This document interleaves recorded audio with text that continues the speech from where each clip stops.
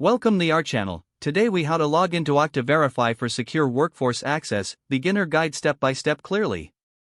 Open your preferred web browser on your device.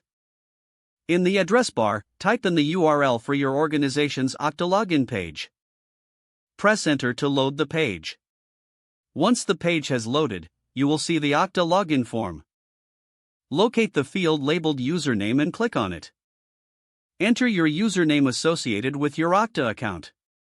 Next, find the field labeled password and click on it. Type in your password.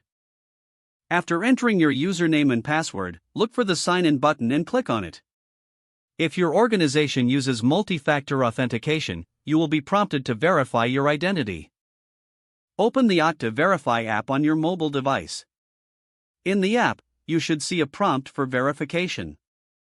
If needed, tap on the prompt to approve the sign-in request. If prompted, enter the time-based one-time password shown in the app. Return to your browser and wait for the authentication process to complete. Once authenticated, you will be redirected to your Okta dashboard.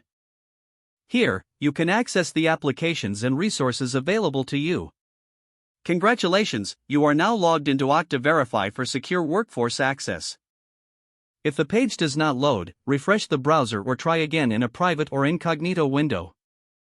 Make sure you are using the correct email address, then retype it carefully to avoid small typos. If your password is not accepted, use the reset option and create a new strong password you can remember. Check your spam folder for verification or security emails, then complete any requested confirmation steps.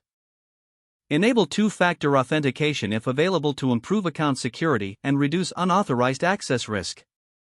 After signing in, review your profile details so your contact information and settings are accurate and current.